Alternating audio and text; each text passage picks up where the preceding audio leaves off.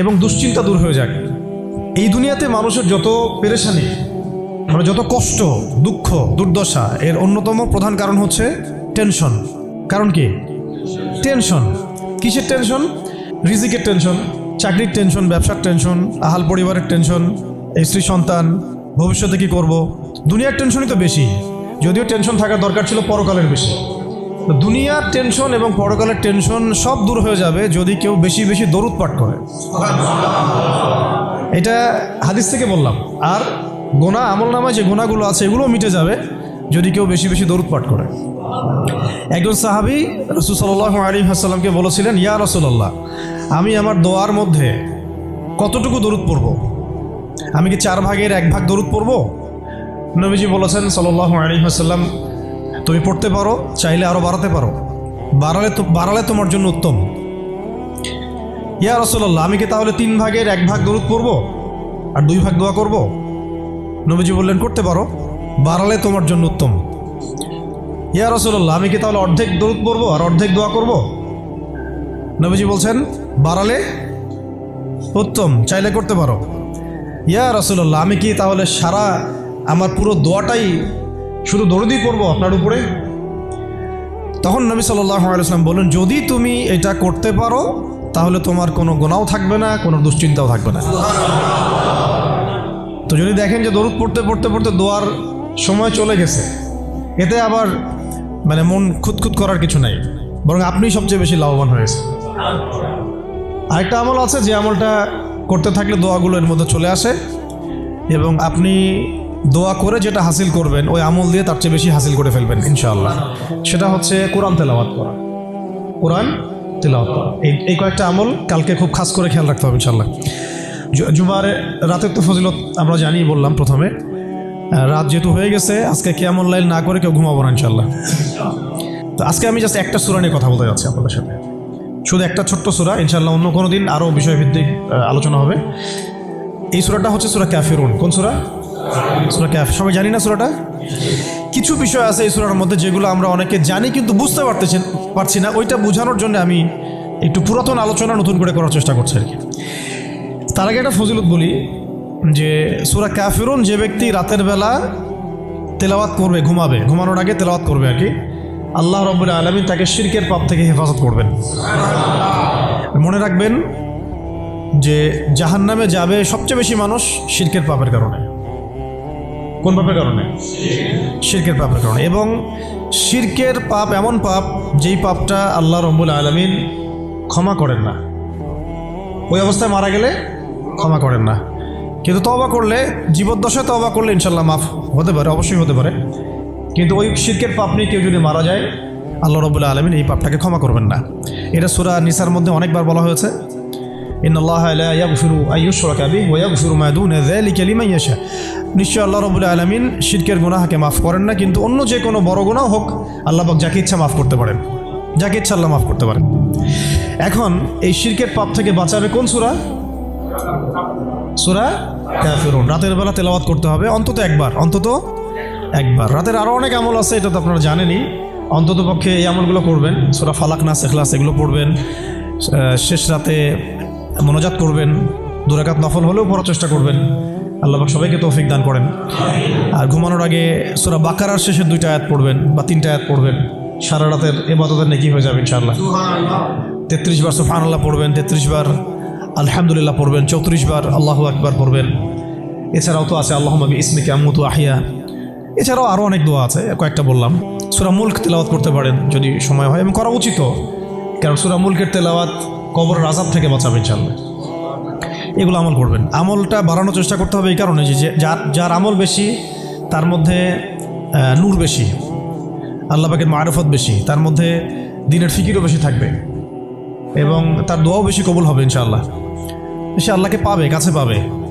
আমল ভালো হলে আখলাক ভালো হবে, আখলাক ভালো হলে তার দ্বারা সমাজ উপকৃত হবে। এবং আমরা খেয়াল করে দেখেছি সিরাতের কিতাবগুলোতে সাহাবায়ে কেরাম জিহাদের মাঠেও মেসওয়াক ছাড়তেন না, মানে আমলে তারা গুরুত্ব দিতেন, খুব বেশি আমলের প্রতিযোগিতা করতেন, কে কত বেশি আমল করতে পারে।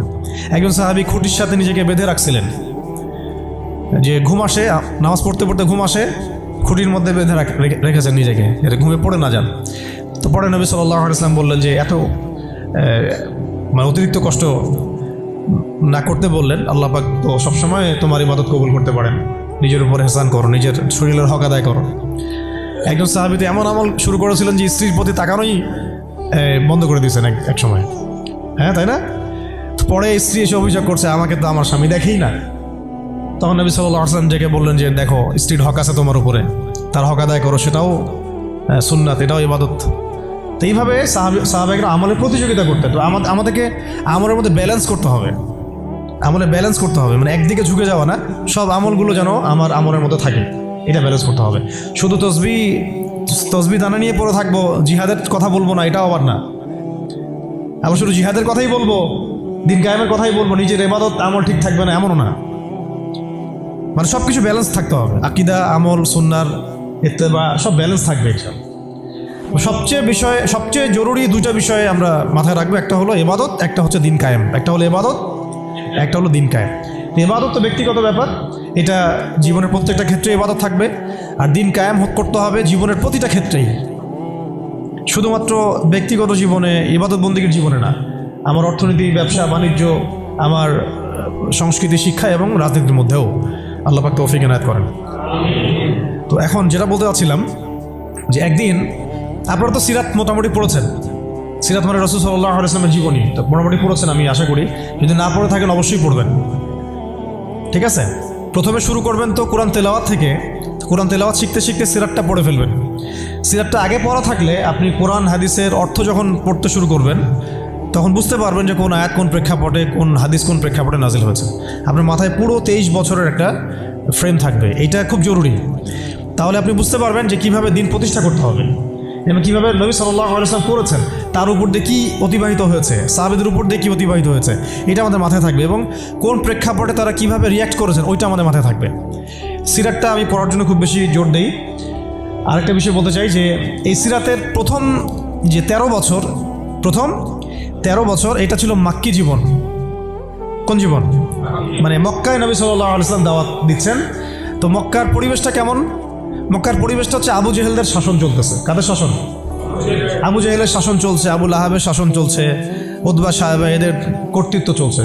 আবার একই সাথে নবী সাল্লাল্লাহু আলাইহি ওয়াসাল্লাম তিনিও একটা সম্ভ্রান্ত বংশ থেকে আসছেন, সম্ভ্রান্ত গোত্র থেকে, বনু হাশিম থেকে।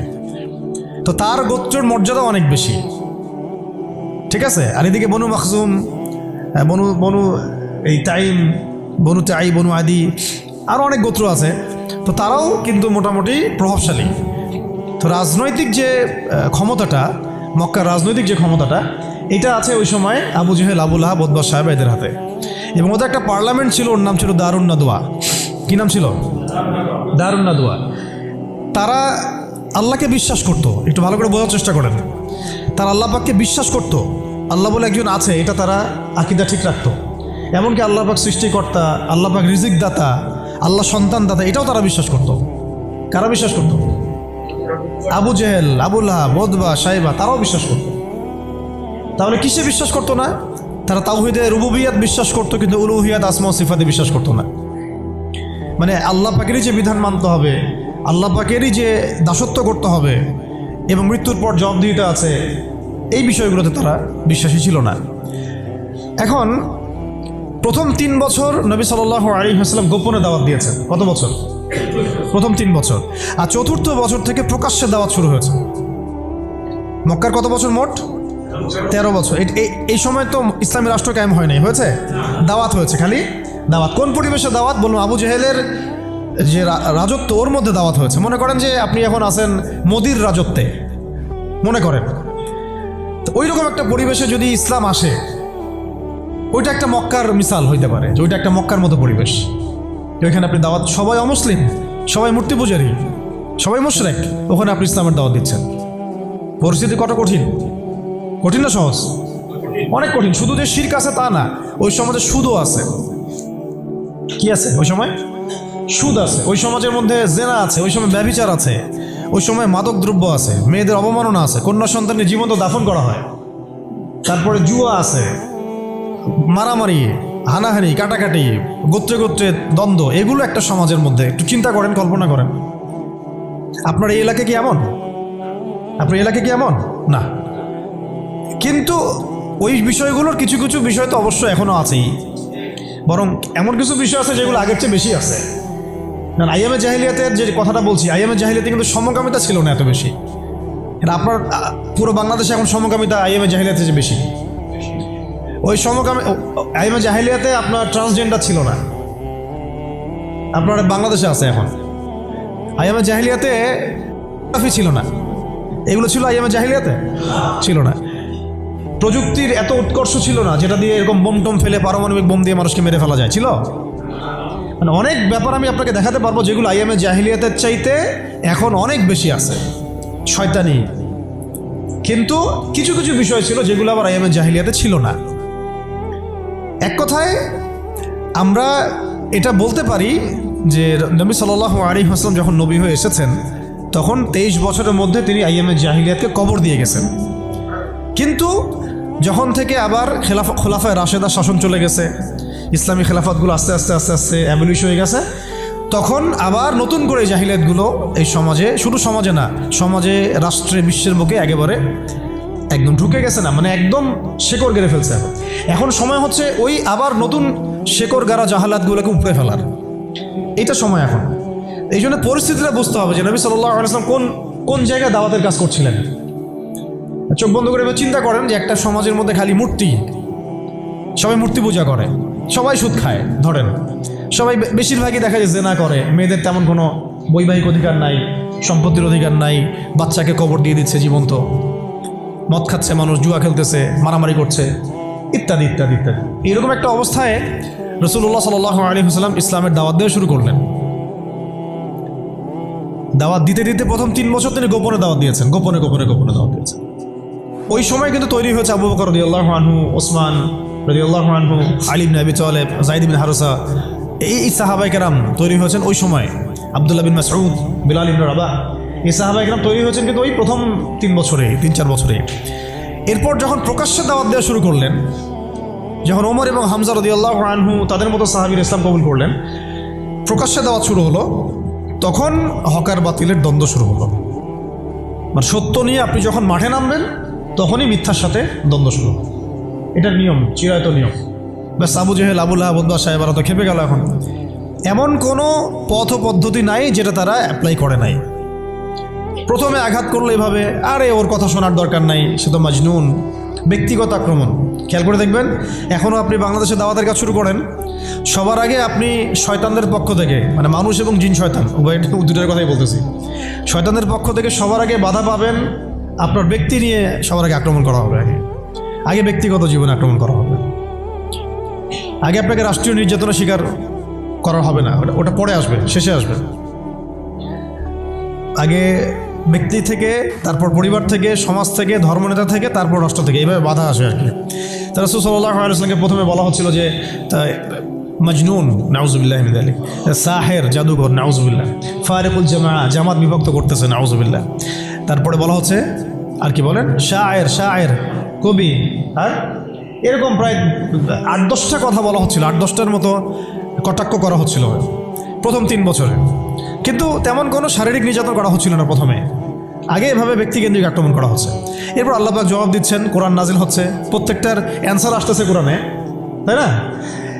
দাওয়াতের গতি বাড়তেছে, আলহামদুলিল্লাহ। মানুষ তো একবার ইসলামে আসলে আর ফিরে যাচ্ছে না, জান্নাতের খবর পেয়ে গেছে মানুষ। কোথায় ছিলাম, অন্ধকার থেকে আলোতে চলে আসছে। আর যারা এই নূরের স্বাদ একবার পেয়েছে তারা কি আর ফিরে যাবে? এখনও দেখেন অনেক বড় বড় পাপী মানুষ, আমরা নিজেও দেখেছি, নিজেরা অনুভব করেছি, বহু বড় বড় পাপী মানুষ রাসূল সাল্লাল্লাহু আলাইহি ওয়াসাল্লামের রওজার সামনে গিয়ে সালাম দিয়েই একেবারে তওবা করে খাঁটি মুমিন হয়ে গেছে। বহু মানুষ আছে এমন, অনুভূতি কাজ করে ওখানে গেলে। একটা অনেক পাপী মানুষ ছিল, কাবাঘর ধরে যেই টাচ করছে কাবাঘরে, চোখ দিয়ে দরদর করে পানি পড়া শুরু হয়েছে, সে তার লাইফকে সংশোধন করে নিয়েছে।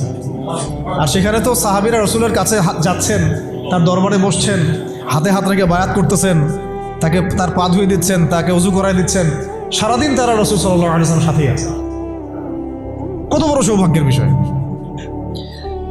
এখন প্রথমে যখন দেখা গেল এইসব দিয়ে কাজ হচ্ছে না, তারপর তারা অর্থনৈতিক চাপ দেওয়া শুরু করলো, সামাজিক বয়কট করা শুরু করলো। কারা? কারা? Abu Jahl, Abu Lahab, Utba, Saiba. আমি কিন্তু এই কয়েকটা নাম বলছি, এটা কিন্তু শুধু নাম না, এটা একটা ক্যারেক্টার, চরিত্র। আজকের বিশ্ব আবু জেহেল আছে, আবু লাহাব আছে, উতবা সাইবার আছে না? সেম পদ্ধতি তারাও কিন্তু অবলম্বন করতেছে ইসলামকে দমন করার জন্য। সেম এটা মিলাই নেবেন আপনারা সিরাত থেকে। এবার শুনেন, অর্থনৈতিক চাপ দিয়ে কোনো কাজ হচ্ছে না, ব্যক্তিগত আক্রমণ করে কাজ হচ্ছে না, শারীরিক নির্যাতন করেও কাজ হচ্ছে না।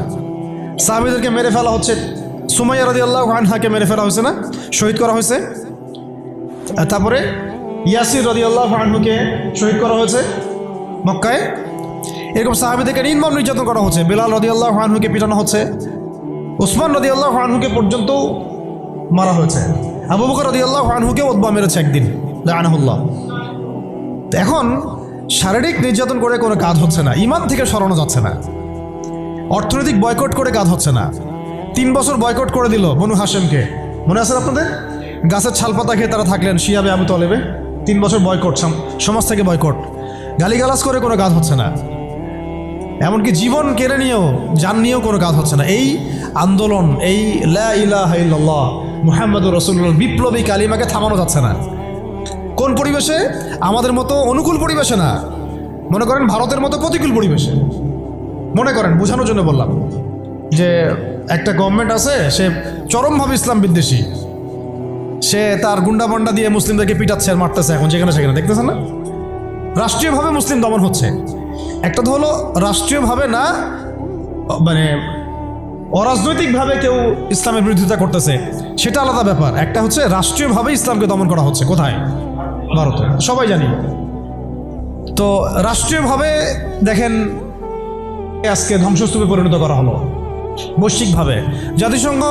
জাতিসংঘের প্রত্যক্ষ মদত এগুলো হয়েছে, আমেরিকার প্রত্যক্ষ সহযোগিতা এগুলো হয়েছে, পশ্চিমাদের প্রত্যক্ষ মদত এগুলো হয়েছে।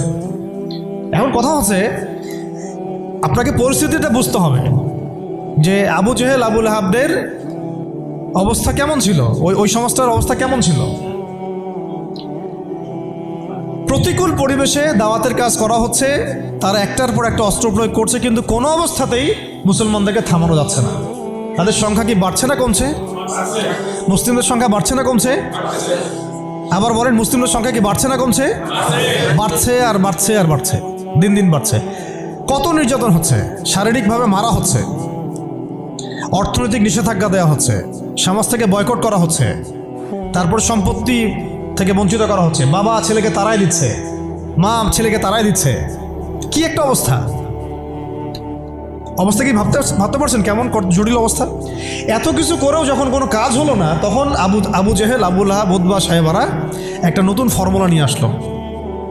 এখন তারা নতুন একটা ফর্মুলা নিয়ে আসছে। এই ফর্মুলাটার নাম হচ্ছে আপোষকামিতা বা সন্ধি করা। এটার নাম কি? আপনারা খেয়াল করে দেখবেন, আমি একটু বলে নেই 1 মিনিট। ওই আইয়ামে জাহিলিয়াতে যে জাহালাতগুলো আপনি দেখছেন, শিরকের জাহালাত, সুদের জাহালাত, রিবা, তারপরে মাদক, তারপরে জেনা, ব্যভিচার, গোত্রীয় হানাহানি, সব আপনি এখনকার বিশ্বে দেখতে পারবেন।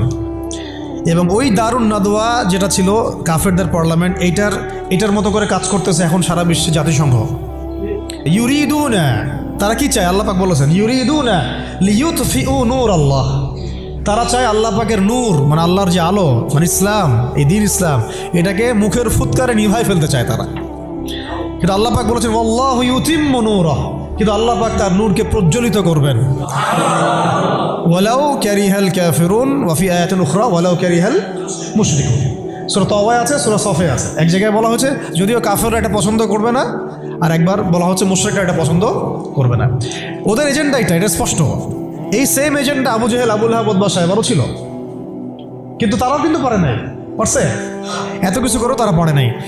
আপনি খেয়াল করে দেখবেন, যখন এই পরাশক্তিরা মুসলমানদের সাথে কোনো কোনো জায়গায় পেরে ওঠে না, তখন তারা কিন্তু সন্ধির কথা বলে, সাম্যের কথা বলতে আসে, মানবতার কথা বলতে আসে, তাই না? ঐক্যের কথা বলতে আসে, মৈত্রীর কথা বলতে আসে। যখন দেখে যে মুসলমানদের হাতে খুব মাইর খাচ্ছে, যখন মাইর খায় পারে না, তখন বলে যে যুদ্ধবিরতি চাই। তো ইসলামী অনুশাসনে আমরা যখন যুদ্ধবিরতির পক্ষে কথা বলার চেষ্টা করি বা আমরা যে রায় দেই, যখন দেখা যায় যুদ্ধবিরতির সেই সন্ধিকে লঙ্ঘন করে তারা আবার নিরীহ মানুষকে বোমা হামলা চালায়, ওই রাস্তাটাকে তারা বন্ধ করে ফেলে। এটা মুনাফিকি করে তারা, প্রতারণা। আবার যখন আফগানিস্তানে তারা মাইর খেয়েছে 20 বছর, 40 বছর, তখন এসে আবার কিন্তু লেজ ঘুরে ঠিকই পালাইছে। মানে আমি একটা ক্যারেক্টার বললাম ওদের। নর্মালি তারা আপনাকে প্রথমে আক্রমণ করবে না, আপনাকে আদর্শ দিয়ে মোটিভেট করার চেষ্টা করবে, ডিমোটিভেট করার চেষ্টা করবে, তারপরে আপনাকে অর্থনৈতিক বয়কট করবে, সামাজিকভাবে ফিতনা ছড়াই দিবে, রাজনৈতিক ওদের পাপেটগুলোকে দিয়ে আপনাকে শাসন করবে। সে সরাসরি এসে আপনার গলা চিপে ধরবে না, তার দালালদেরকে দিয়ে আপনাকে অ্যারেস্ট করাবে। আর কি খোলামেলা বলতে পারবো? সরাসরি সে এসে আপনাকে হত্যা করবে না, বরং তার দালালদেরকে দিয়ে আপনাকে নির্যাতন করাবে। এটা হয়ে আসছে ইতিহাসে, এখনও হচ্ছে এগুলাই। কিন্তু যখন দেখা যাবে মুসলিমরা খুবই শক্ত অবস্থায় আছে ইমানের দিক থেকে, কোনো অবস্থায় টলানো যাচ্ছে না, ঠিক যেমন সাহাবীদের মতো, তখন তারা নতুন একটা ফর্মুলা নিয়ে আসবে। কি ফর্মুলা? এই যে এই ফর্মুলাটা, সন্ধি, ঐক্য, মৈত্রী, মানবতা, এইসব শব্দ কিছু নিয়ে আসবে। নিয়ে এসে বলবে, ঠিক আবু জেহেল যেভাবে বলছিল যে হে মুহাম্মদ, তুমি তো আমাদের সন্তান, আমাদের তো ভাতিজা, তাই না? চাচা ভাতিজা সম্পর্ক আমাদের, তো তোমাদের সাথে আমাদের এত দ্বন্দ্বের তো দরকার নাই। একটা কাজ করো, আসো তোমরা একটা বছর আমাদের লাত উজ্জা হবল মানাতের ইবাদত করো, আমরা এক বছর তোমার আল্লাহর ইবাদত করব। কেমন মনে হচ্ছে প্রস্তাবটা? বলেন, কার প্রস্তাব? আবু জাহেল, আবু লাহাব, উতবা সাহেবাদের প্রস্তাব। এটার সাথে আজকে বিশ্ব মিলাই নিয়েন, ওটা আপনারা মিলাবেন। আমি ধরাই দিচ্ছি, মিলাবেন কারা নিজেই বুঝতে পারবেন আপনি যে কথা কোন দিকে যাচ্ছে এখনকার প্রেক্ষাপটে আর কি। এক বছর তোমরা আমাদের লাত উজ্জা হবল মানাতের ইবাদত করো, আরেক বছর আমরা তোমার আল্লাহর ইবাদত করব। এখন সরাসরি এইভাবে আপনাকে বলবে না যে তোমরা ইসলাম ছেড়ে দাও, তোমরা সবাই ইসলাম ছেড়ে কাফের হয়ে যাও, হিন্দু হয়ে যাও, খ্রিস্টান হয়ে। ইসলামী শিক্ষা ব্যবস্থা চালু করা হোক, ইসলামী শিক্ষা ব্যবস্থা চালু করা হোক। ইকরা বিসমি রাব্বিকাল্লাযী খালাক এর বাস্তবায়ন করা হোক। করা যায় না এটা? রমাদান যে তাকওয়ার শিক্ষা আমাকে দিচ্ছে রোজা রাখা অবস্থায়, ওই তাকওয়ার শিক্ষাটা আমাকে শিক্ষা ক্ষেত্রেও রাখতে হবে। আমাদের বাচ্চাদেরকে, যে বাচ্চাটাকে দেখে মনে পড়লো, আমাদের বাচ্চাদেরকে এমন কোনো শিক্ষায় শিক্ষিত করা যাবে না, একেবারে হারাম করে ফেলতে হবে নিজেদের উপরে, যে এই বাচ্চারা যদি বড় হয়ে বলে বাবা আমি তো ছেলে না, আমার মনটা মেয়ে মেয়ে করে। কি ভয়ঙ্কর একটা সমাজ সামনে আসতে যাচ্ছে, আপনারা কি কল্পনা করতে পারতেছেন?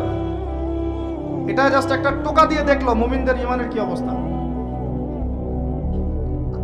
আকাঙ্ক্ষা কি, এজেন্ডাটা কি? এজেন্ডাটা হচ্ছে বাংলাদেশের মতো কান্ট্রিগুলোতে সমকামিতাকে সরকারিভাবে বৈধ করে ফেলা। এটা হচ্ছে একটা এজেন্ডা, আর এটা এই এজেন্ডা সরকারের না, এই এজেন্ডা হচ্ছে কিছু সুদ ভিত্তিক এনজিও। একদম খোলামেলা বললাম আমি, এজেন্ডা হচ্ছে কিছু কিসের? সুদের মহাজনদের। এই কিতাবে আল্লাহ রাব্বুল আলামিন বলেছেন, যে ব্যক্তি সুদ খায় আর যে সুদ ছাড়ে না, সে যেন আল্লাহ এবং তার রাসূলের সাথে যুদ্ধ করছে। হাদিসের মধ্যে নবীজি বলছেন, যে ব্যক্তি 1 দিরহাম সুদ খাবে সে যেন 36 বার জিনা করলো। আর একবার জিনা করলে, এই কিতাবের মধ্যে আছে সূরা নূরের 2-3 নম্বর আয়াতে, 100টা লাঠি, 100 লাঠ বেত্রাঘাত, 1 বছরের নির্বাসন। একবার করলে কি? যুবক যুবতীরা ভালো করে শোনেন, কারণ আপনাদের তো মানে উঠতি বয়স, পাপ ইসলাম এখন বেশি। আল্লাহ রাব্বুল আলামিন এই কিতাবে বলেছেন সূরা নূরের মধ্যে, চোখ তো এমনি নিচু করো, তারপরেও যদি কেউ করে ফেলে নাউযুবিল্লাহ, 100 বেত্রাঘাত জনসমক্ষে এবং 1 বছরের জন্য এই এলাকা থেকে বের করে দেওয়া। একবার করলে। কয়বার ভাই? আর নবীজি বলছেন যে 1 দিরহাম সুদ যে খায় সে 36 বার জিনা করলো। কোরআন এক জায়গায়, হাদিস এক জায়গায়, সমাজ এক জায়গায়, বিশ্ব রাষ্ট্র এক জায়গায়। এগুলো লা ইয়াজতামিআন, এগুলো কখনো ম্যাচ করে না। এখন কথা জাস্ট বলে দেই, কারণ আল্লাহর কাছে আমাদেরকে দায়মুক্ত হতে হবে, অ্যাটলিস্ট ওজোর পেশ করতে হবে যে আল্লাহ পাক আমরা বলেছি, শুনে নাই, মানুষ শুনে নাই, আমরা বলেছি। ওই হাদিসের কিতাবেই আছে, নবী সাল্লাল্লাহু আলাইহি ওয়াসাল্লাম বলেছেন, আপনারা সবাই হাদিসটা জানেন, আমি শুধু মনে করাই দিচ্ছি। আপনার নবী বলেছেন, মুহাম্মদ সাল্লাল্লাহু আলাইহি ওয়াসাল্লাম বলেন, সাল্লাল্লাহু আলাইহি ওয়াসাল্লাম, যে ব্যক্তি সুদ খায়, সুদের এই 70টা পাপের সবচেয়ে নিচের পাপ, সে যেন তার মাকে বিয়ে করবে। আমি এমনও দেখছি, একটা বাচ্চাকে নিয়ে শোয়া রাখছে রোদের মধ্যে, আমি গিয়ে বললাম যে কি হয়েছে বাচ্চা? অসুস্থ। মায়া দয়া করে আমরা তো কিছু দান করে দিয়ে আসলাম। পরে আমাকে আরেক ভাই বলতেছে, ভাই আপনি কি করলেন? এটা কি করবে জানেন? এই বাচ্চা তো অসুস্থ না, এই বাচ্চাকে ঘুমের ওষুধ খাওয়াইছে। ওই বাচ্চাকে ঘুমের ওষুধ খাওয়াইছে, রোদে শোয়ায় রাখছে, মানুষকে দেখাবে অসুস্থ, টাকা দেন। টাকা নিয়ে ওটা, যে টাকাটা দিন শেষে হবে, এর একটা অংশ দিবে ওই বাচ্চার বাপকে আর মাকে। ওই বাচ্চা তার নিজেরও না, যেটা বললাম বিষয়টা, এত বুদ্ধি বাঙালির মাথায়, সুবহানাল্লাহ। তো এই ঢাকা শহর থেকে সবচেয়ে আগে বিদায় নিয়েছে বিশ্বাস, তারপর বিদায় নিয়ে চলে গেছে আমানতদারিতা। উপর থেকে নিচ পর্যন্ত খালি খেয়ানত আর খেয়ানত, যেখানে যাবেন খালি খেয়ানত। এখানে অমুক এতটুকু না দিলে কাজ হয় না, ওই টেবিলে তল দিয়ে এতটুকু না দিলে কাজ হয় না, ফাইল নড়ে না, কাজ হয় না। আর এখানে এইসব জায়গায় এমন কিছু মানুষকে বসানো হয়েছে, সুবহানাল্লাহ, দাড়ি টুপি পাগড়ি জুব্বা দেখলেই ওদের মনে চুলকানি শুরু হয়ে যায়, চুলকানি শুরু হয়ে যায়। আমাদের মতো মানুষদেরকেও দেখা যায়, আমাদের মতো মানুষদের স্ত্রীরা যখন যায় কোনো কাজে, জরুরি কোনো কাজ, তো এনআইডি কার্ড করতে হবে ইত্যাদি ইত্যাদি, মানে পারলে পারলে বোরখাটা খুলে দেখবে কি আছে ভেতরে। এত তোর এত ছোট লোক, এতই তোর এত ছোট লোক, সুযোগ পাইলে হাতছাড়া করতে চায় না। ওরা আমরা যখন গিয়ে চার্জ করি তখন বলে হুজুর ভুল হয়ে গেছে, মাফ করবেন। মানে মগের মূল্য পাইছে অনেকে, তবে এইসব মগের মূল্য বেশি দিন টিকবে না ইনশাআল্লাহ, বেশি না। অপেক্ষা করতে থাকেন, সময় যেভাবে সামনে যাচ্ছে আল মাহদি আসার সময় হয়ে গেছে ইনশাআল্লাহ, বেশি দিন নাই। কতদিন আল্লাহ ভালো জানেন, আমরা বলতে পারবো না। পরিস্থিতি যা বুঝতেছি, 100 বছর হয়ে গেছে খেলাফত হারানোর, কত বছর? আর প্রত্যেক 100 বছর পর পর বিশ্বে বড় কিছু হয়। এটা একটা আল্লাহ রাব্বুল আলামিনের দেয়া একটা সুন্নাহ। 100 বছর পর পর বড় কিছু হয়, খেয়াল করে দেখবেন, আপনার ইতিহাস পড়ে দেখবেন। যাই হোক ভাই, অনেক ডিপে না যাই। তাকওয়া শুধুমাত্র আমার রোজা রাখায় না, আমাকে শিক্ষা নীতি যেটা অবলম্বন করব সেখানেও তাকওয়ার পরিচয় দেওয়া লাগবে।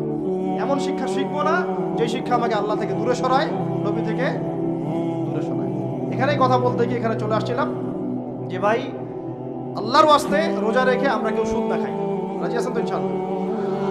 কোনো দুর্নীতি না করি, কোনো ঘুষ না খাই, কোনো রকমের খারাপ কাজে লিপ্ত না হই, কবিরা গুনাহগুলো ছেড়ে দেয়, ফাহেসা কাজগুলো ছেড়ে দেয়, যে অনর্থক যেগুলো কাজ এগুলোতে কোনো ফায়দা নাই ছেড়ে দেয়। আল্লাহ পাক আমাদেরকে রোজা রাখার মতো রাখার তৌফিক দান করেন। এখন শিক্ষা ক্ষেত্রে আপনি তাকওয়া অবলম্বন করলেন, আল্লাহকে ভয় করলেন, আমি এমন শিক্ষা শিখবো না যেটা আল্লাহ নিষেধ করছেন, নবী নিষেধ করছেন। এখন আপনি চলে গেলেন আপনার এই পারিবারিক জীবনে গিয়ে কি তাকওয়ার পরিচয় দেওয়ার দরকার নাই? নাকি হলে নামাজ রোজা হজ যাকাত আর তাসবিহ তাহলিলের মধ্যেই তাকওয়া, পরিবারের মধ্যে তাকওয়া থাকবে না? তাহলে আমাকে একটা উত্তর দেন যে আমার পরিবারে আমি বাবা, আমার ছেলে নামাজ কেমন করে পড়ে না, কিভাবে? এখানে তাকওয়া থাকলো না থাকলো না? আমার পরিবারে আমি কর্তা, আমার পরিবারের লোকজন নামাজ পড়ে না, তাহলে এটা কি তাকওয়ার পরিচয় হইল?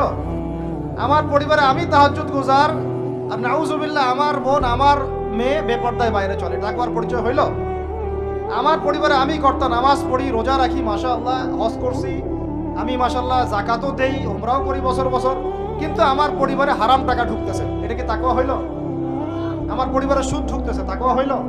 আমার পরিবারে ভিসিআর, সিডি, ডিভিডি, এই যে ইন্টারনেট সেকশন, স্টার জলসা, জি বাংলা, অমুক তমুক সব চলতে আছে, এটা কি তাকওয়ার পরিচয় হইল? আমার পরিবারের মধ্যে আমার ছেলে মেয়েরা কিশোর গ্যাংয়ে যোগ দিচ্ছে, তাকওয়ার পরিচয় হইল? টিকটক জেনারেশন হয়ে গেল, এটা কি তাকওয়ার পরিচয় হইল? আমার পরিবারে সংস্কৃতি পশ্চিমাদের থেকে ধার করে নিচ্ছি, পোশাক আশাক, চলাফেরা, খাওয়া দাওয়া, ওঠা বসা সব ওদের আদলে, এটা কি তাকওয়ার পরিচয় হইল? তাহলে আল্লাহর ওয়াস্তে ভাই, লাআল্লাকুম তাত্তাকুন, এটা পরিবারেও বাস্তবায়ন করার চেষ্টা করেন। কিভাবে করব? পরিবারে প্রত্যেক সদস্যকে নামাজি হইতেই হবে, মাস্টার। নামাজ নাই ইসলাম নাই, সোজা কথা। নামাজ নাই ওর ভাত বন্ধ, নামাজ নাই ওর খরচাপাতি দেওয়া বন্ধ, নামাজ নাই আমার ছেলের সাথে আমার কোনো সম্পর্ক নাই, নামাজ নাই আমার মেয়ের সাথে আমার কোনো আতাত পীড়িত নাই, নামাজ নাই আমার স্ত্রীর সাথে আমার কোনো ওঠা বসা চলাফেরা নাই। একদম কঠোর হয়ে যান। পরিবার আপনি কর্তা, আপনার এক কথায় পরিবার চলবে, এক কথায় উঠবে, এক কথায় বসবে। পরিবারে কর্তা আপনি, এক কথায় পরিবার উঠবে, এক কথায় বসবে। আমি আমার স্ত্রীকে পর্দায় রাখবো, কোনো মায়ের বেটার ক্ষমতা আছে ওকে বেপর্দায় বাইরে বের করবে? ও যদি বের হয় ওর সাথে আমি সম্পর্কই রাখবো না, তালাক দিয়ে রেখে দিব, শেষ শেষ কথা, খালাস, পূর্ণ খালাস, এখানে শেষ। একদম সোজা মাসালা, কোনো দরকার নাই। এগুলো করতে গেলে কি হবে জানেন? লায়ে দিতে দিতে দিতে দিতে একদিন দেখবেন যে পরিবার গেছে আল্লাহ থেকে দূরে চলে গেছে। আপনি আর আমি আল্লাহ না করুক দুনিয়াতে নাই, আপনার জন্য দোয়া করারও কোনো মানুষ নাই, এবং আল্লাহর কাছে আপনাকে তারা হিসাব দেওয়া লাগতেছে। কারণ কু আনফুসাকুম ওয়া আহলিকুম নার, আল্লাহ পাক আগেই বলে দিয়েছেন। সূরা তাহরিম খোলেন, 6 নম্বর একটা পড়েন, আল্লাহ পাক বলছেন ইয়া আইয়ুহাল্লাযীনা আমানু কু আনফুসাকুম, নিজে বাঁচো জাহান্নামের আগুন থেকে, ওয়া আহলিকুম নার, তোমার পরিবারকে জাহান্নামের আগুন থেকে বাঁচো। তাহলে তাকওয়ার শিক্ষাটা কি শুধু এই 24 ঘন্টা রোজার মধ্যেই রাখবো, না আমার শিক্ষা পরিবারের মধ্যেও থাকবে? থাকবে তো ইনশাআল্লাহ? পরিবারের সবাই 5 ওয়াক্ত নামাজি হবে তো ইনশাআল্লাহ? পরিবারে কি বেপরদায় চলবে? কোনো সুযোগ দিবেন? পরিবারে বরং কোরআন শিক্ষা বাধ্যতামূলক করবেন। পরিবারের প্রত্যেক সদস্যের কোরআন শিক্ষা বাধ্যতামূলক। এখানে কি সরকার এসে ধরে নিয়ে যাবে আপনাকে? কেউ মামলা দিবে? পরিবারে বাধ্যতামূলক। আমার পরিবারের মধ্যে কোনো প্রকার ওই বাহিরের সংস্কৃতি চলবে না, ইসলামী সংস্কৃতি চলবে। আমার পরিবারে কোনো রকম ছিটা ফোটাও রিজিক হারাম ঢুকবে না। আমরা পরিবারের মধ্যে কি হারাম ঢুকাবো ভাই? তওবা করা যায় যে আমরা জীবনে কোনোদিন সুদ খাবো না ইনশাআল্লাহ। বিশ্বাস করেন 16 কোটি জনগণ যদি খাস তওবা করে খালি, আমরা সুদের সাথে কোনো সম্পর্ক রাখবো না, সুদ খাবো না, সুদ দিব না, সুদের সাক্ষীও থাকবো না, সুদ লিখেও রাখবো না। সুদের সাথে সম্পৃক্ত 4 শ্রেণীর মানুষ, যাদেরকে আল্লাহর রাসূল সাল্লাল্লাহু আলাইহি ওয়াসাল্লাম লাআনত করেছেন, আমরা এদের সাথে কোনো সম্পর্ক রাখবো না। এইটা যদি মানুষ যদি শপথ করতে পারে, যত রকম সুদী এনজিও আছে লেজ গুটায় পশ্চিমে পালায় যাবে, যেখান থেকে আসছে ওখানে পালায় যাবে। কিন্তু দুর্ভাগ্যজনক হচ্ছে আমরা নিজেরাই এই সুদের সাথে সম্পৃক্ত হয়ে গেছি। ঘরে ঘরে সুদ ঢুকে গেছে, কেউ এটাকে হারাম মনেই করতেছি না। আল্লাহ পাক যেটাকে বলছেন যে যেটা করলে আল্লাহর সাথে যুদ্ধ করা হয়, নবীর সাথে যুদ্ধ করা হয়, আমরা এখন বেশিরভাগ মানুষ আল্লাহর সাথে যুদ্ধ করছি, নবীর সাথে যুদ্ধ করছি। 36 বার করে জেনা করতেছি, 1 দিরহাম সুদ খাওয়ার বদৌলতে মায়ের সাথে জেনা করতেছি। আপনাদেরকে কল্পনা করতে বলছিলাম, কেউ কি কল্পনাও করতে পারবেন মায়ের সাথে কেউ এরকম কাজ করতেছে? নাউযুবিল্লাহ, পারবে? বলেন। কিন্তু আমরা এই কাজগুলো করতেছি। সুদ মানেই মায়ের সাথে জেনা করা। যুবক ভাইদেরকে বলতেছি, রিজিক আল্লাহ দিবে ইনশাআল্লাহ। কে দিবে? রিজিকের ফয়সালা জমিনে হয় না, হয় আসমানে। আপনার কয়টা বাচ্চা হবে, কার সাথে আপনার মানে বিবাহ হবে, কত বছর আমরা পৃথিবীতে থাকবো, কি খাবো না খাবো, মানে আমার এলেমও কিন্তু রিজিকের অন্তর্ভুক্ত। দিনের খেদমতে আমি কতটুকু কি করতে পারবো, সব তাকদিরে লেখা হয়ে গেছে আমাদের সৃষ্টির 50,000 বছর আগে। কত বছর আগে? এটা দুনিয়াতে রিজিক লেখা হচ্ছে না, আসমানে রিজিক হচ্ছে, আসমানে। এই যে লাইলাতুল কদর আসতেছে, এখানে আবার ভাগ্য নবায়ন হবে, 1 বছরের বাজেট পেশ হবে। আর লাইলাতুল কদর তো আমরা মার্কেটে শেষ করে দিই, মার্কেটে করি না শেষ দশকে বাইরে যাওয়া একদমই যাবে না। প্রথমের দিকে যাও, টুকটাক যান, শেষ দশকে মসজিদে থাকবেন ইনশাআল্লাহ। বেশি সময় পারলে ইতিকাফ করবো, না পারলেও বেশি সময় মসজিদে থাকবো ইনশাআল্লাহ। আর 21, 23, 25, 27, 29 এই 5টা রাত কমপক্ষে জাগতে হবে ইনশাআল্লাহ। রাজি আছি ইনশাআল্লাহ? প্রিয় ভাইরা, লাআল্লাকুম তাত্তাকুনের শিক্ষা শুধুমাত্র আমার রোজার মধ্যে না, আমার শিক্ষার মধ্যেও থাকবে, আমার পরিবারে থাকবে, আমার অর্থনীতির মধ্যেও থাকবে। এই ব্যবসায়ী ভাইদেরকে সতর্ক করতেছি, শুনেন, ব্যবসা অনেক জটিল, অনেক কঠিন। ইসলাম মেনে ব্যবসা করা অনেক কঠিন। আমরা তো মনে করি যে চাকরি চাইতে দ্রুত মনে একটা ব্যবসা করতে পারলেই আমি সেফ থাকলাম। সৎ ব্যবসায়ী যেমন নবীদের সাথে, সিদ্দিকদের সাথে হাসর করবে, সেটা ঠিক আছে। ব্যবসায় তাকওয়া, আমানত, ইনসাফ বজায় রাখাটা এত সহজ না। একটা পণ্য নিয়ে আসছেন, বাজারে বিক্রি করে দিলেন, বললেন যে মাছটা টাটকা, কিন্তু 3 দিনের বাসি ছিল, রিজিকটা আপনার হারাম হয়ে গেল। ফল কিনেছেন, ফরমালিন মারলেন, মায়েরা মানুষকে বিষ খাওয়াইলেন, রিজিকটা হারাম হয়ে গেল। আপনি ওজন করতেছেন, ইচ্ছা করে ফের দিলেন, ঠকালেন, রিজিকটা হারাম হয়ে গেল। আবু হানিফা রাহিমাহুল্লাহ সেই বিখ্যাত ঘটনা আপনারা জানেন কিনা?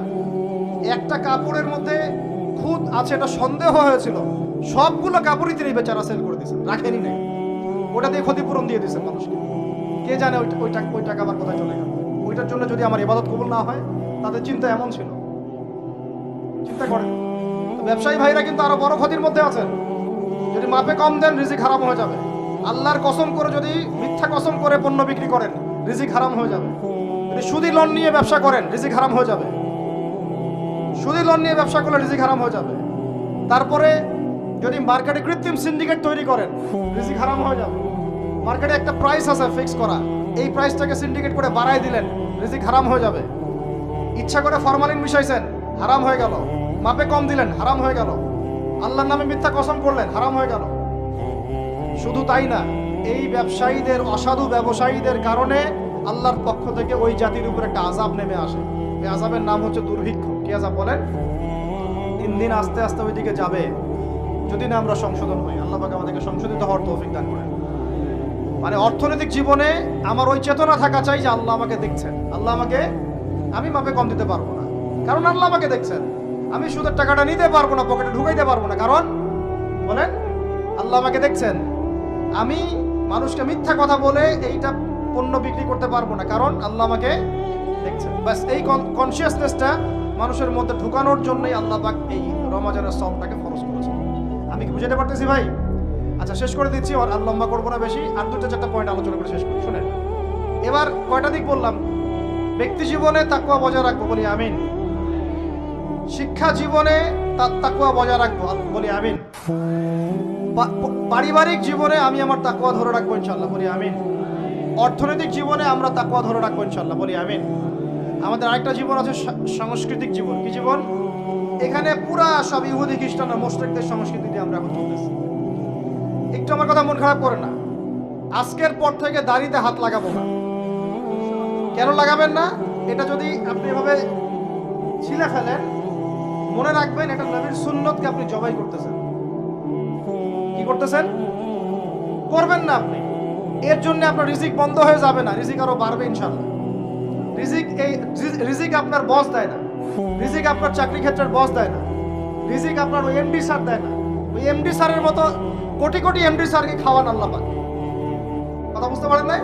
যদি বলে দাঁড়িয়ে রাখলে চাকরি হবে না, আপনি বলবেন এই চাকরির আমার দরকার নেই, আমি শশা বিক্রি করে খাবো, আমি মুদির দোকানদারি করে খাবো, আমি ছোট্ট উদ্যোক্তা হয়ে খাবো, তাও ভালো, দাড়ি তাও শেভ করবো না ইনশাআল্লাহ। যেতে পারছি কথা? আমি রিজিক আল্লাহ পাক দিবেন ইনশাআল্লাহ। তাওয়াক্কুল করেন, আল্লাহ পাক পাখিদেরকে যেমন করে খাওয়ায় আপনাকে খাওয়াবেন ইনশাআল্লাহ। খাওয়াবেন না ইনশাআল্লাহ? আমাকে বলেন, এই সমুদ্রের নিচে কত প্রাণী আছে কেউ জানে? আচ্ছা, ওদেরকে ঘুষ খাওয়া লাগে, সুদ খাওয়া লাগে, ওদেরকে আল্লাহ বিরোধী কোনো কাজ করা লাগে? কে রিজিক দেয়? এই জমিনের মধ্যে কত প্রাণী আছে আমরা বাদ দিয়ে, মানুষকে বাদ দেন, অন্য কত মাখলুক আছে, লাখ লাখ কোটি কোটি আছে না? ওরা কি সুদ খায়, ঘুষ খায়, দুর্নীতি করে, মানুষের সম্পদ আত্মসাৎ করে? ওদেরকে কে খাওয়ায়? শুধু মানুষ আর জিন, এই দুইটা জাতি আছে যারা নিজেদেরকে মনে করে আমরাই রিজিকের মালিক। না মনে করলে তো আপনি ভয় করতেন না। আপনি মনে করতেছেন ভিতর থেকে যে আমি যদি এটা রাখি তাহলে আমার চাকরি চলে যাবে গা, আর চাকরি চলে গেলে আমার তো আর বউ বাচ্চা খাইতে পারবে না। মানে বউ বাচ্চার খাওয়ার দায়িত্ব মনে হয় আপনার নিজের। মনে করেন আল্লাহ না করুক, কথার কথা মনে করেন আল্লাহ না করুক, বাংলাদেশে বড় কিছু হয়ে গেছে, বাংলাদেশ থেকে ধরেন 5 কোটি মানুষ নাই, গায়ে হইতে পারে না? পারে না। ওই যে যারা ওখানে 5 তলা 6 তলায় গিয়েছিল খাবার খাইতে, ওরা কি জানতো যে এরপরে এখানে পুরো মরতে হবে? জানতো? হঠাৎ করে আল্লাহর গজব আসতে পারে না? আমরা যদি কেউ না থাকি আমাদের পরিবার চলবে না? চলবে। আমার আব্বা মারা গেছেন আমার বয়স যখন 5.5 কি 6 বছর, আমার ঠিক মনেও নাই স্মৃতিতে, 5.5 কি 6 বছর। এরকম অনেকেই আছেন ছোটবেলায় বাবা, আমাদের নবী সাল্লাল্লাহু আলাইহি ওয়াসাল্লাম তো বাবা জন্মের আগেই ইন্তেকাল করেন নাই। তো যখন আমার আব্বাদের জেনারেশন জীবিত ছিল, তখন তারা চিন্তা করতো আমাদের ছেলেরা কিভাবে খাবে, কি পড়বে, কোন বাসায় থাকবে, কি করবে, চিন্তা করতো না। এখন যে আমি ধরেন, এটা কত বছর, 2024, 98, 26 বছর থেকে আমি এতিম অবস্থায় আছি। কত বছর? 26 বছর হয়ে গেছে। 26 বছর আমি চলি নাই, খাই নাই, কাপড় পরি নাই, পড়াশোনা করি নাই, আজকে আপনাদের সামনে বসে আছি না। এগুলো কার দেওয়া? তাহলে আমাদের চিন্তাটা আগে আল্লাহমুখী করতে হবে। রমজান এই চিন্তাগুলো দেওয়ার জন্যই আসে, যে আল্লাহ কনসিয়াসনেস, তাকওয়া মনের মধ্যে ঢুকানো, যে আল্লাহ আছেন আমার সাথে, আল্লাহ আমাকে দেখছেন, আমার কথা শুনছেন, আমার জীবনের সবগুলো ডিপার্টমেন্ট আমি আল্লাহ ভীতি দিয়ে ঢেলে সাজাবো ইনশাআল্লাহ। তাহলে আল্লাহ পাক বেহিসাব রিজিক দিবেন ইনশাআল্লাহ, বেহিসাব ইনশাআল্লাহ। তো যেটা বলছিলাম, আর 2টা পয়েন্ট বলে শেষ করতেছি ভাই। আমরা যে সাংস্কৃতিক অঙ্গনে যখন যাব, এখানে আল্লাহ ভীতির পরিচয় দেওয়া লাগবে। আমি এমন কোনো সংস্কৃতি ফলো করতে পারবো না যেটা আল্লাহর বিরুদ্ধে যায়, রাসূলের বিরুদ্ধে যায়। সবার আগে নিজের চেহারা ঠিক করেন, কাপড় ঠিক করেন, মাথায় টুপি নিয়ে আসেন, পাগড়ি নিয়ে আসেন, ঢিলাঢালা পোশাক পরেন। আমি বলতেছি না যে আপনার শার্ট প্যান্ট পরে নামাজ হবে না ইত্যাদি, এই মাসালা আমি দিতে যাচ্ছি না, এটা অন্য মাসালা, অন্য আলোচনা। কিন্তু আমরা আমাদের নবীর সুন্নত নিয়ে গর্বিত থাকবো। এটা আমার নবীর সুন্নত, আমার নবী মুহাম্মাদের সুন্নত সাল্লাল্লাহু আলাইহি ওয়াসাল্লাম, যার হাতে আমি হাউজে কাউসারের পানি খাইতে চাই, যাকে আমি স্বপ্নে একবার দেখতে চাই। দোয়া করি না আমরা এগুলা? যার রওজার সামনে গেলে আমাদের চোখ দিয়ে ধর করে পানি পড়তে থাকে, তিনি ওখানে জীবিত না? আমাদের সালামের উত্তর দেন না? সুবহানাল্লাহ। আমরা কি বলবো আসলে, প্রসঙ্গক্রমে কথা চলে আসে। যেই মানে জমিনে নবী সাল্লাল্লাহু আলাইহি ওয়াসাল্লাম শুয়ে আছেন, সাহাবায়ে আজমাইন শুয়ে আছেন, এখন ওইখানে দেখতেছি যে 70টা সিনেমা হল চালু হয়ে গেল। কি একটা অবস্থা! সুবহানাল্লাহ। আল্লাহর ভয় কোথায় কোথায় চলে গেছে। এবং বলিউড, হলিউড সব সিনেমা হচ্ছে, গান বাজনা হচ্ছে, মানুষ দেখতেছে মদের বার ওপেন করা হচ্ছে, মানে পশ্চিমা আদলে ঢেলে সাজাতে যাচ্ছে সব কিছু। হ্যাঁ, আর এগুলোর বিরুদ্ধে দু চারটা লাইন বললে আমাদেরকে বলবে এদের আকীদা ঠিক নাই, হ্যাঁ, মানহাজ ঠিক নাই। হ্যাঁ, সুবহানাল্লাহ। তোমাদের মতো দালালি মানহাজের আমাদের দরকারও নাই। যেই মানহাজ তোমাকে সত্য কথা বলতে শিখায় না, ওটা আবার কিসের মানহাজ? ইবনে তাইমিয়ার নাম ভাঙে খাচ্ছ তোমরা। ইবনে তাইমিয়া রাহিমাহুল্লাহ 5 বার জেল খাটছেন। কয়বার? 4-5 বার জেল খাটছেন। বেচারার তো জিন্দেগি জেলেই চলে গেছে। তার ছাত্র ইবনুল কাইয়্যিম, তার নাম ভাঙায় খাও তোমরা। ইবনুল কাইয়্যিম রাহিমাহুল্লাহ, তার ওস্তাদের যে মহব্বত, তার মহব্বতে তিনি নিজেও জেলে ঢুকে গেছিলেন। সুবহানাল্লাহ। সহিহ আকীদা কি? যে আকীদা কোরআন এবং সুন্নাহর আলোকে আপনাকে সত্যি কথা বলতে শেখায়, এটা সহিহ আকীদা। আমি এমনও দেখছি, বিশ্বাস করবেন কিনা, নবী সাল্লাল্লাহু আলাইহি ওয়াসাল্লামের রওজা, এখানে ওলামায়ে কেরাম যারা গেছেন আপনারা তো অনেকেই জানেন, অনেকগুলো গেট, গেটের বাইরে দাঁড়ায় মানুষ সিগারেট খাচ্ছে। আপনারা যদি এখন যান অনেকে দেখতে পারবেন এই দৃশ্যটা। দেখেন, ফিলিংসই নাই যে আমাদের নবী সাল্লাল্লাহু আলাইহি ওয়াসাল্লাম আমার থেকে যে 500 গজ দূরে বা 1000 গজ দূরে আছে। মানুষের চিন্তা চেতনা এখন এই জায়গায় চলে আসছে। তো নবীকে মহব্বত করতে হবে। নবীকে মহব্বত করার সবচেয়ে বড় নিদর্শন হচ্ছে আমি তার সুন্নত মেনে চলি কিনা। তার মতো উঠি, তার মতো বসি, তার মতো ঘুমাই, তার মতো খাই। খাওয়া তো বাদ, আমাদের তো খাওয়ার টেবিলে আমরা হেরে গেছি। নবীজি বলেছেন 1 পেট খাও, আমরা খাই 7 পেট। কয় পেট?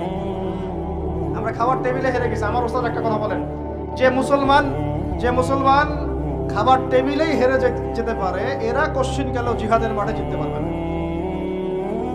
যারা জিতেছে, ওই যে আমেরিকাকে পিটাই বের করছে, ওরা দেখবেন খালি রুটি খায়, মোটা মোটা রুটি, তা 2-3টা করে।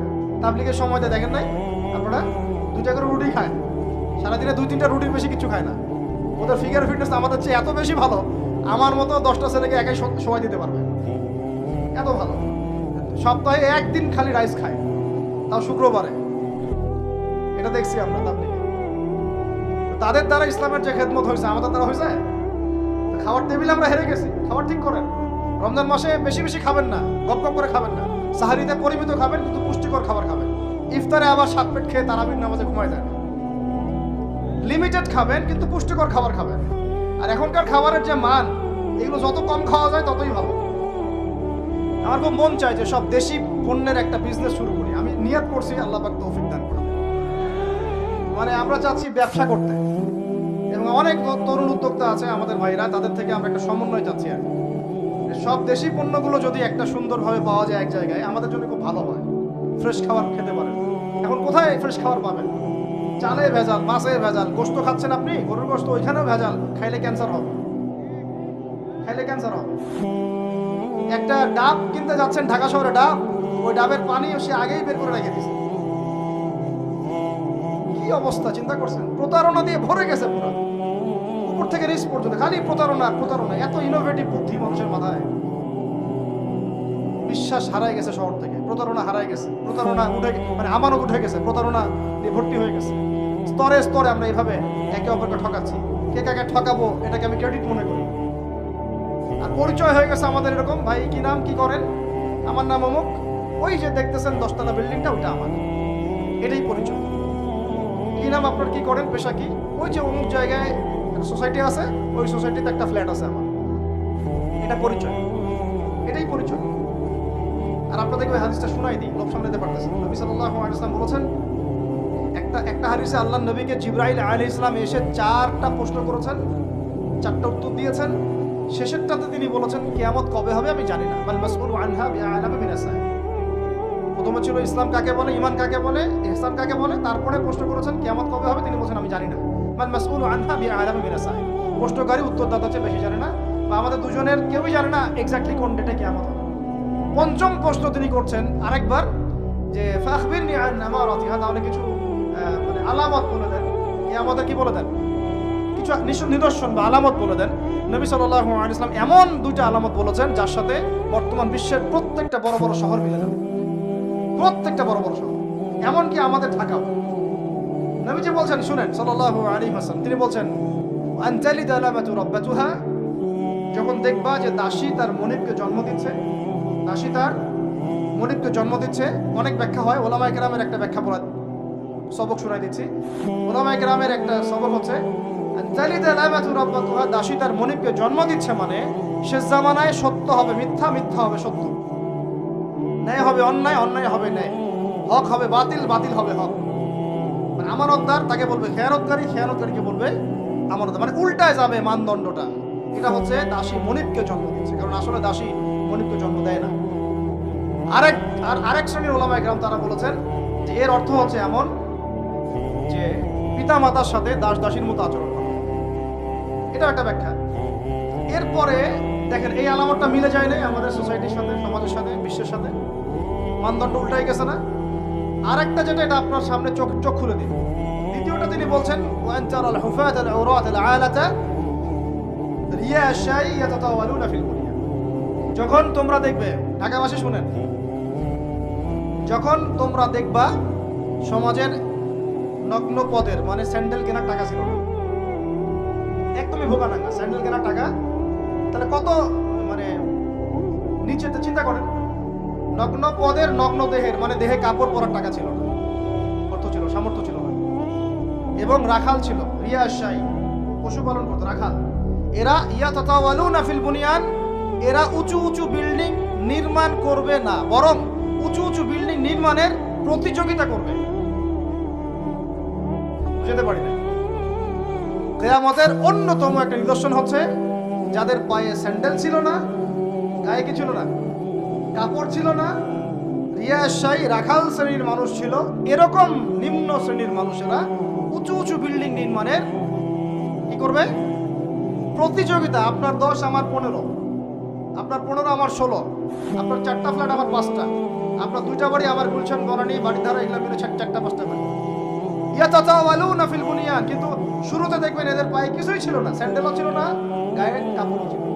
এটা কিয়ামতের অন্যতম শ্রেষ্ঠ একটা নিদর্শন, যেটার মধ্যে পুরো এই বিশ্বটা এখন ডুবে আছে।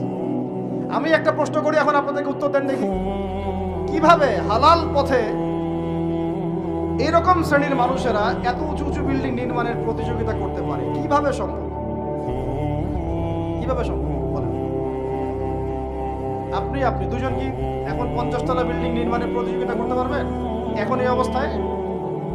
এখন আমাদের কনক্লুশন শুনেন, এটা সম্ভব 3টা মাধ্যমে। কটা মাধ্যম? এক, হয় অন্যের সম্পদ গুন্ডাগিরি করে, জুলুম করে, মারামারি কাটাকাটি দাঙ্গা হাঙ্গামা করে দখল করতে হবে, জুলুম করে। এক, এটা হচ্ছে না, সমাজে হয় না, ভূমিদস্যু নাই, হরো দাপট দিয়ে সব দখল করে ফেলতেছে, পরকালে কোনো ভয়ই নাই। আল্লাহ পাক যে কাঁধের মধ্যে 7 তবক জমি চাপাই দিবে, এটা ভয় নাই। মানে মানুষের, আল্লাহ পাক আমাদেরকে হেদায়েত দান করে না, আমিন। মানুষের চিন্তা এখন এমন জায়গায় গেছে, লাস্ট টাইম আমি উত্তরবঙ্গে একটা সফর করেছিলাম, ছেলে পেলে মানুষকে ঠকাচ্ছে, ঠকায় ভিসার প্রতারণা করে মানুষকে মানব পাচার করতেছে, এটা একটা চক্র ধরা পড়ছে। তো এই চক্রের একজনের সাথে আমাদের এক দিদি ভাইয়ের কোনোভাবে একটা কথা হয়েছে, দাওয়াত দিচ্ছে, সে মসজিদে নামাজ পড়তে আসছে, জিজ্ঞাসা করছে কি করেন, বলছে আমরা এরকম ভিসা টিসার এগুলো ব্যবসা ট্যাবসা করি। তো বলছে এগুলো হারাম, আপনাকে আল্লাহকে ভয় করে না, ভয় লাগে না, বুঝছেন কথা? তাদের কথাটা এরকম, আমরা জানি ভাই আমরা জাহান্নামে যাবো। চিন্তা করছেন কথাটার লেভেলটা কি? আমরা তো জানি ভাই আমরা জাহান্নামে যাবো, মেনেই নিছি আমরা, নাউজুবিল্লাহ। তো এই অবস্থায় চলে আসছে। এইভাবে মানুষের জমি দখল করে হতে পারে একটা পদ্ধতি। 2 হচ্ছে সুদের মাধ্যমে। কিসের মাধ্যমে? সুদের মাধ্যমে। এটা হচ্ছে একটা জাজল্যমার একটা মিসাল হতে পারে এই যুগের জন্য। এর মধ্য দিয়ে